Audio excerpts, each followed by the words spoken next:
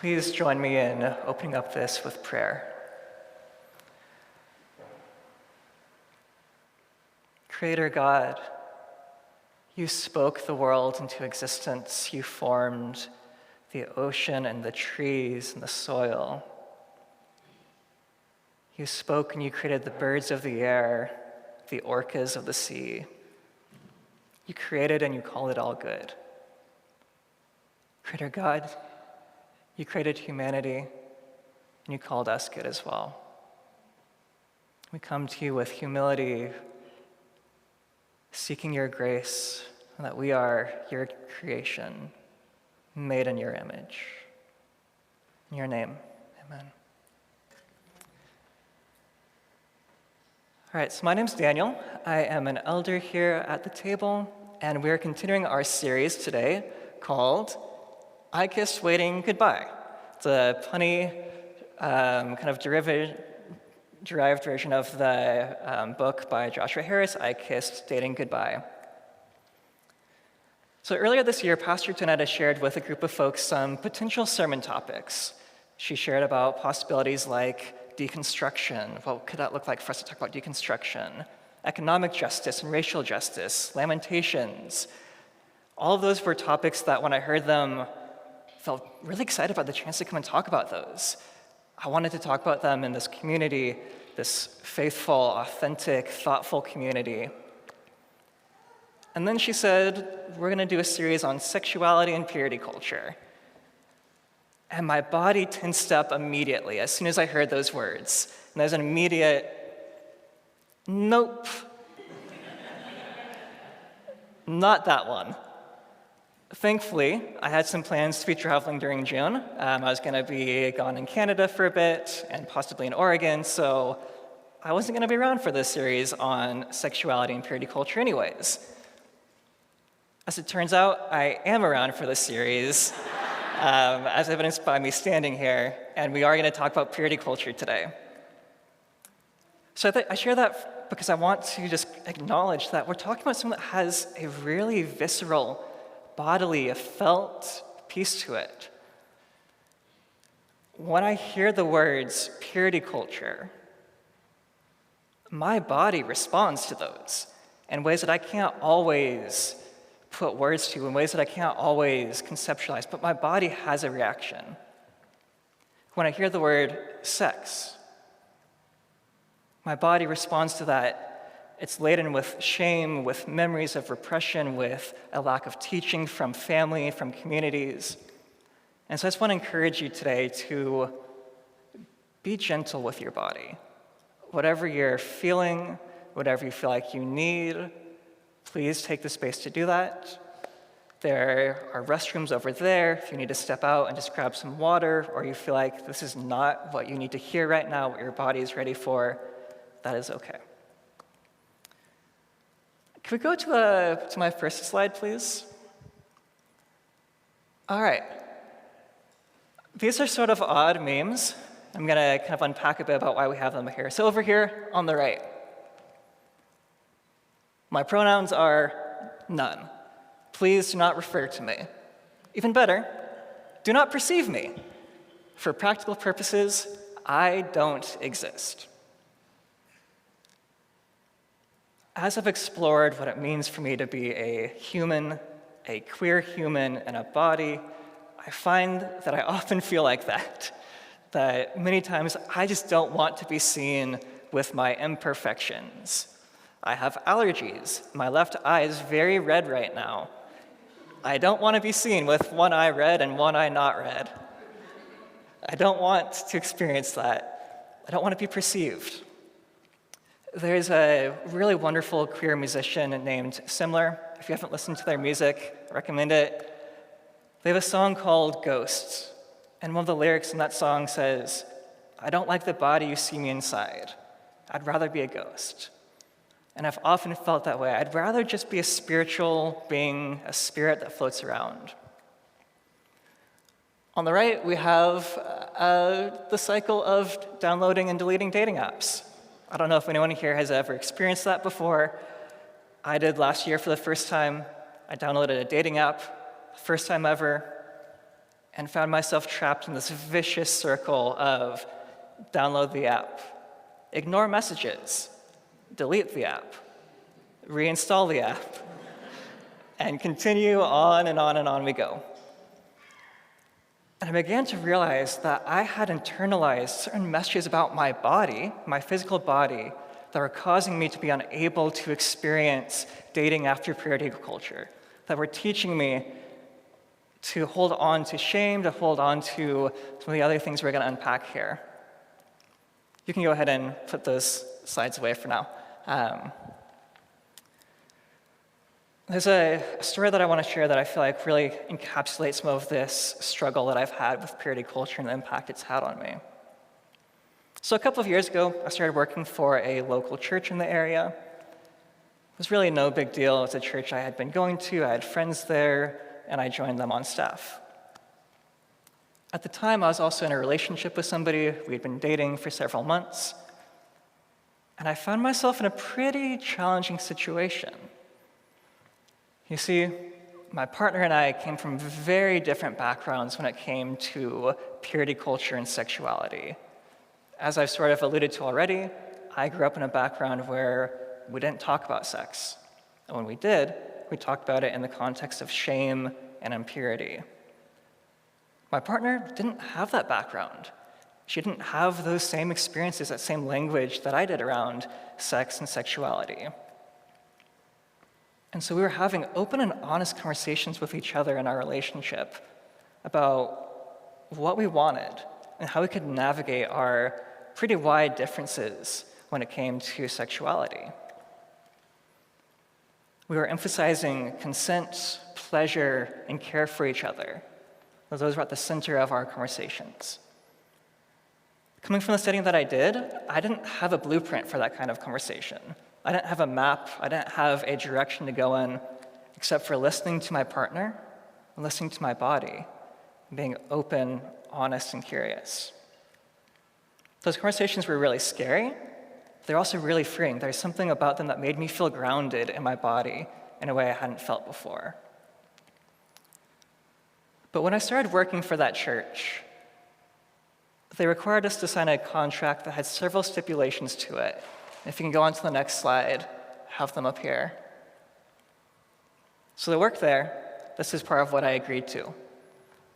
Adhering to a biblical standard of sexuality, living a life of celibacy, until such a time as I enter into the covenant of marriage. Avoiding the appearance of immodesty in dating relationships. This includes sleeping over with significant others. Normally, that would not have been a problem. I would have signed that, gone on with my work, it would have been fine. I spent some time as part of an organization called YWAM, Youth with a Mission. It's a youth-focused mission organization, and I went to school at an evangelical college, so I was quite familiar with that kind of language. In addition, in those settings, we would sometimes take a spiritual gifts quiz or assessment. The concept of it is a little bit silly, to be honest, but you basically answer some questions and it tells you, what are your spiritual gifts? Some of those would have celibacy, because if you read 1 Corinthians 12, celibacy is listed as a spiritual gift. I would always rank very high on celibacy, like 1 or 2. Like it was either the top one or the second one. And I was totally fine with that. That was not a problem for me. I had grown up in a missionary family. I had grown up idolizing missionaries. I had this idea that I was going to sacrifice my body for the gospel. I was going to not have a family, not have belongings, not have possessions, give everything up to preach the gospel. Being celibate made that easier to say, I'm going to give everything up for this. Those settings of YWAM and my evangelical schools had similar principles around the appearance of immodesty. If you had 2 people of different genders in a room together, the door had to be open. If somebody is non-binary or if they are queer, just kind of think about that or talk about that. But if you're people of 2 different genders, the door had to be open. We also would coin cautionary phrases about physical contact, things like back rubs in the front room lead to front rubs in the back room. which is a legitimate, real phrase that I did not make up and that was taught in a class on sexuality.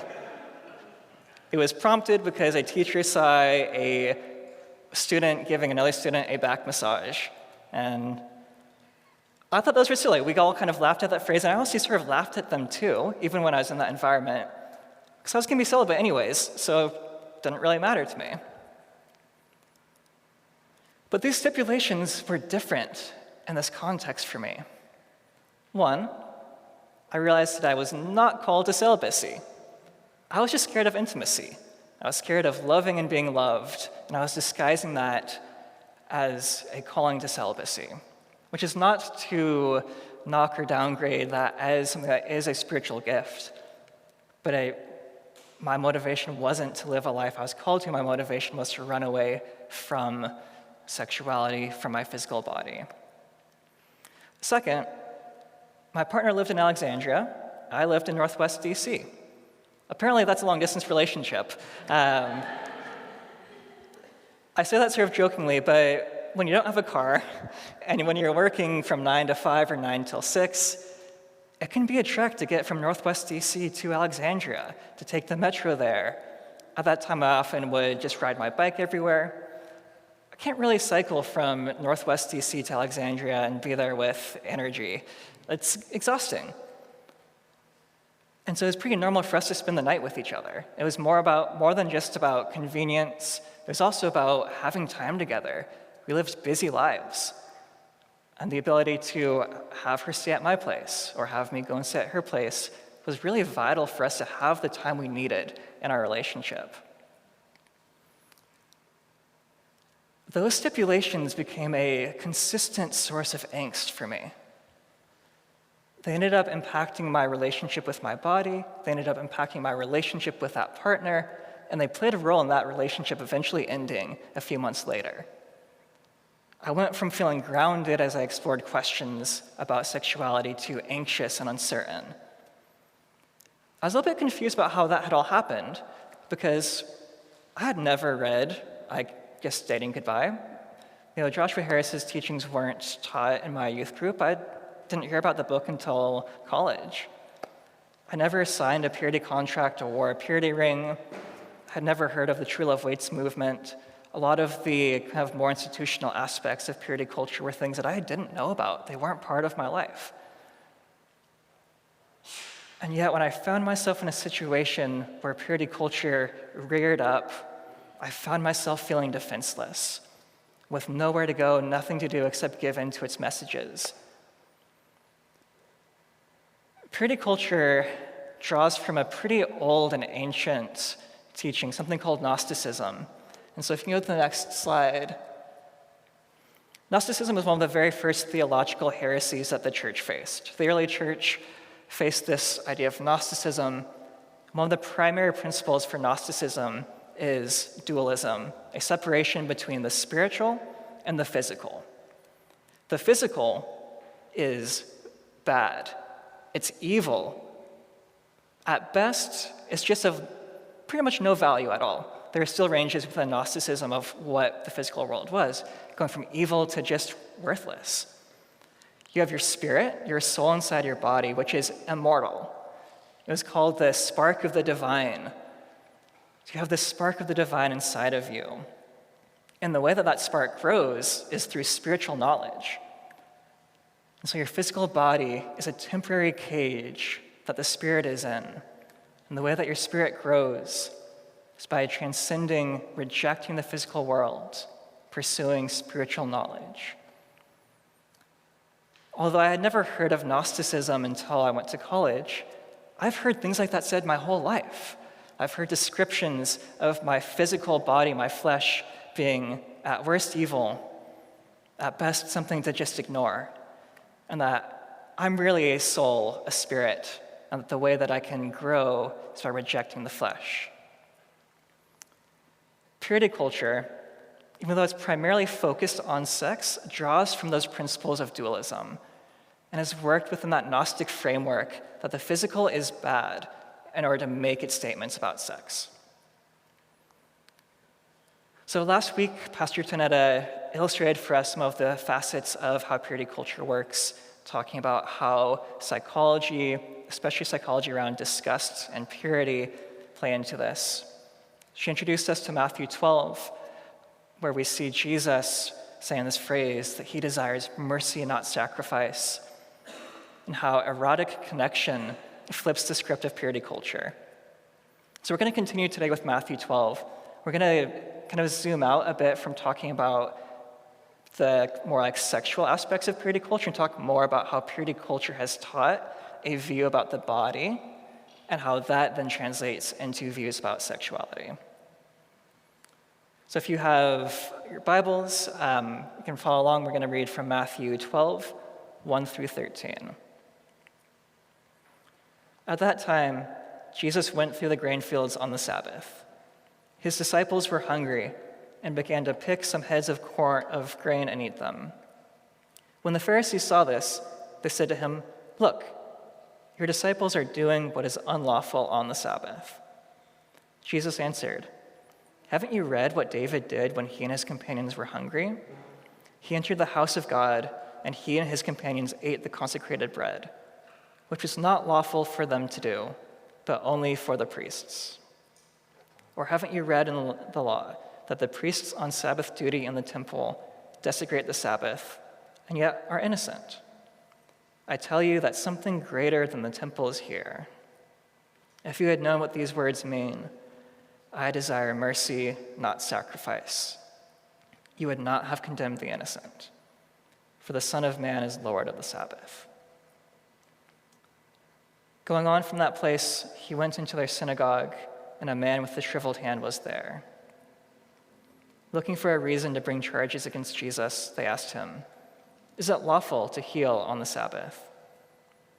He said to them, "If any of you have a sheep and it falls into a pit on the Sabbath, will you not take hold of it and lift it out? How much more valuable is a person than a sheep? Therefore, it is lawful to do good on the Sabbath." And then he said to the man, "Stretch out your hand." So he stretched it out, and it was completely restored, just as sound as the other.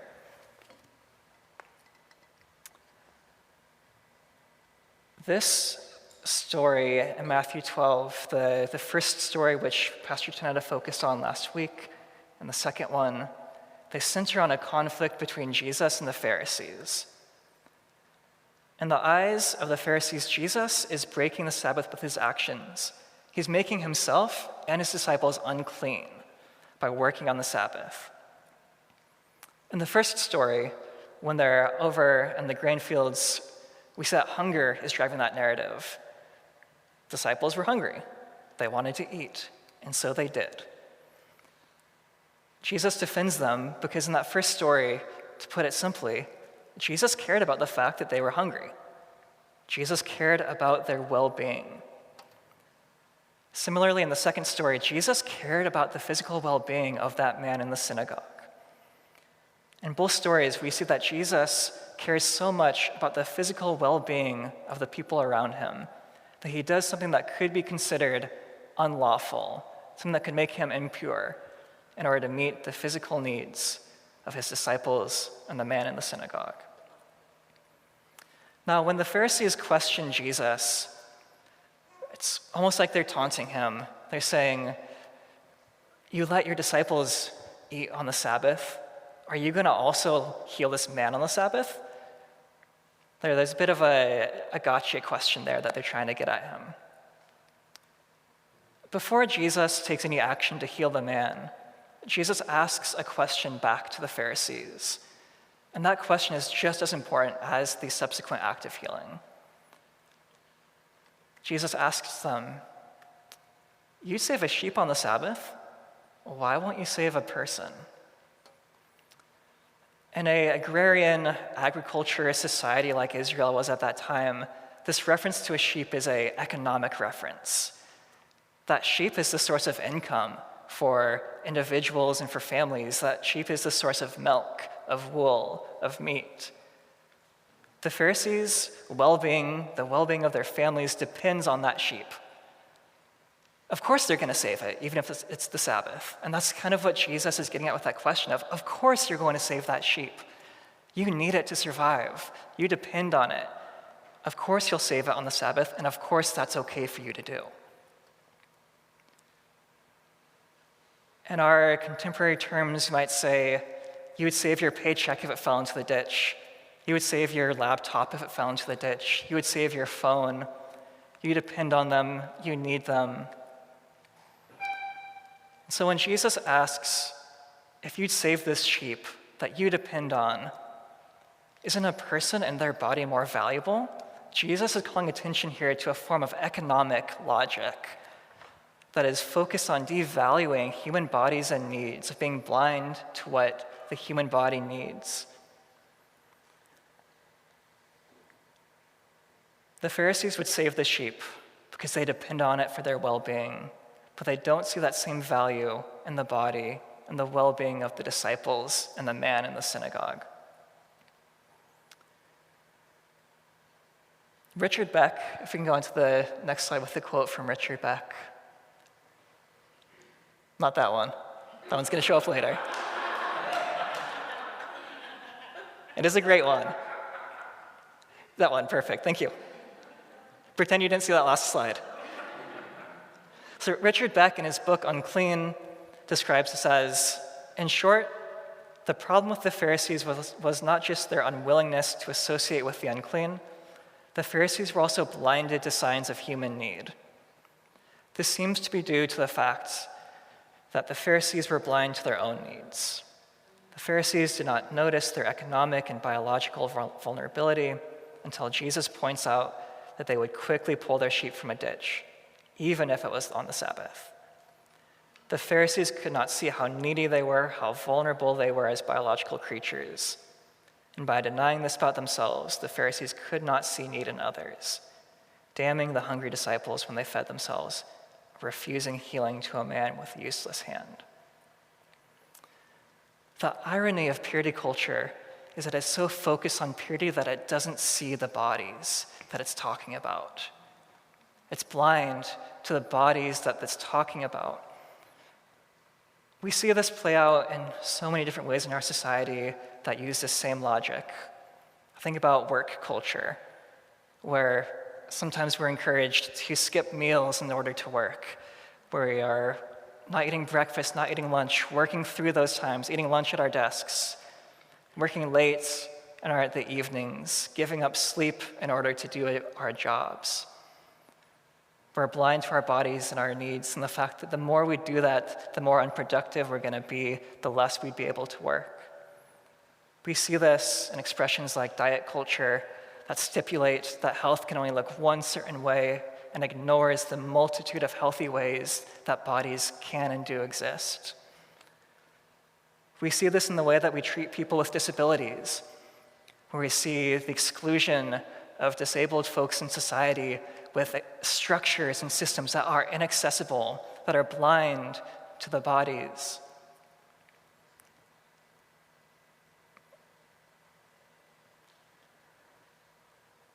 This blindness that purity culture gives us has had devastating effects, and we're not going to spend a lot of time talking about the impact of purity culture, but there are numerous studies that you can read online about how people who have grown up in purity culture, how that has shaped their self-image, how it has shaped the way they see their bodies, how it has shaped their relationship with their bodies.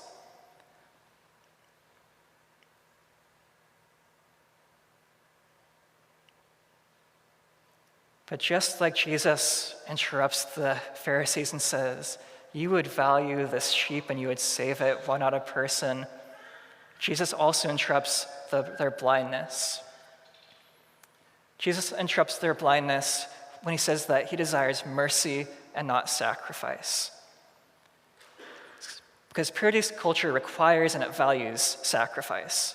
It's not a healthy kind of sacrifice. We're not talking about a mutual, healthy giving of yourself to another person. Purity culture asks that you break your connection with your body, that you try to meet a specific, certain ideal of what sex and sexuality are supposed to look like. That you never ask yourself, what is it that's good for me? What is it that's good for others? That you view physical pleasure as a potential source of danger, as a temptation. This is a narrow view of sexuality, one that goes back to these dualistic ideas of physicality and spirituality by saying that your physical experience of sexuality can only happen in one specific way for it to be pure. And everyone is required to conform to these standards. There's no room here for queer bodies. There's no room here for asexual bodies. There's no room here for different sexual libidos. There's no room here for the different relationships that all kinds of people have with their bodies. Has no room for curiosity, has no room for compassion and for care. Ultimately, purity culture calls for sacrificing your body. Purity culture also relies on triggering disgust towards our bodies. Last week, Pastor Tanetta shared about the psychology behind purity culture, how some of the most powerful analogies are things that trigger disgust. Think about the analogy of a cup that's full of spit, or a chewed up piece of gum. Even when I say those, I feel something in my body. I feel a sense of repulsion, sense of uncleanness, and purity culture wants us to associate those feelings of repulsion with our bodies.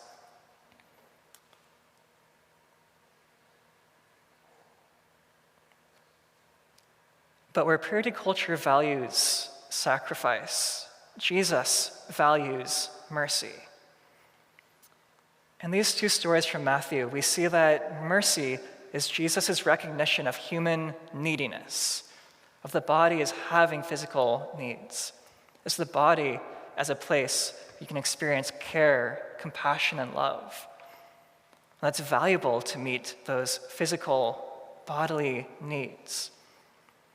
Richard Beck goes on to say that Jesus connects with the refrain of, "I desire mercy, not sacrifice," this recognition of human need with his own ministry of table fellowship.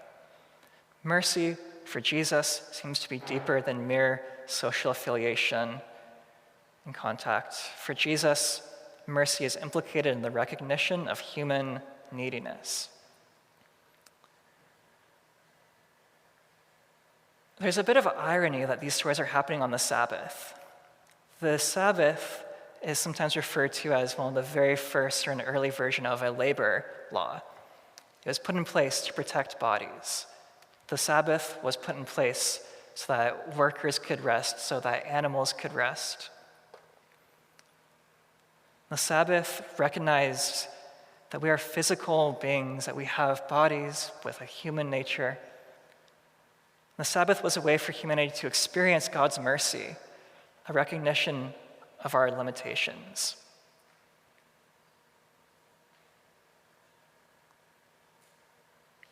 As Jesus teaches us to view our bodies as places where we are intended to experience care, compassion, and love, that frees us up to explore possibilities within sexuality and within the erotic that surpass the narrow path that purity culture has forced us to walk down. And this extends beyond sexuality, has implications for every area of our lives. Jesus tells the Pharisees that you would save the sheep because you need it. And how much more valuable then is it to care for physical bodies? And there are many different ways that we can experience physical pleasure, to experience the mercy of being flesh, of being human bodies. We can go on to the surprise slide that was shown early. So I really love this tweet, deeply, deeply love it. On one level, I just kind of like poking fun at the idea that my body is a temple. Certainly don't treat it like a temple.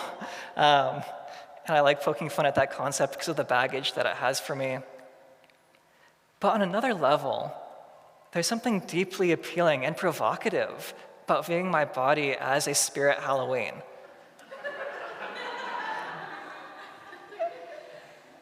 As a place where value systems that are focused on ignoring people and bodies go to die. and get transformed by silliness and by joy of physically centered pleasure.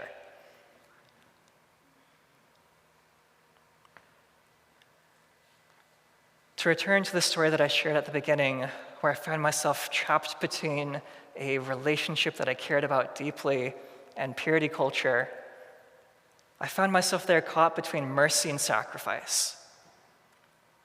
On one hand, I was experiencing mercy. I was viewing my body as a place where I could experience connection and pleasure. On the other hand, I was drawn away by the sacrifice mentality of purity culture, triggering my fear of being unclean. To be clear, I'm not entirely sure where I stand on sexual ethics. I grew up being taught a very specific version of what sex should and shouldn't be, and it's hard for me to break free of that. We are going to talk about sexual ethics. It's going to be something that we will be getting to in the sermon. But before we even begin talking about sexual ethics, what we believe about sex, I know that for myself, I needed to stop and pause and pull back, say, am I approaching this from the lens of purity culture? Am I approaching this from the dualistic perspective that my body is at worst evil, at best just kind of there? Jesus invites us to view our bodies through a lens of mercy, to explore these questions about sexuality in a way that is grounded, that is centered on care, on consent, on attentiveness. Earlier I shared a quote from Similar, so I want to end with another quote from one of Similar's songs. It's called Late Bloomer. It's a really powerful song. I really recommend listening to it. It says, I wonder what it must be like to grow up always knowing your face. It took years to recognize myself, but it was worth the wait. And as we continue to explore what it means for us to have an embodied experience, my prayer, my hope, my belief is that it will be worth the wait as we recognize ourselves, as we recognize those around us, as we choose mercy over sacrifice.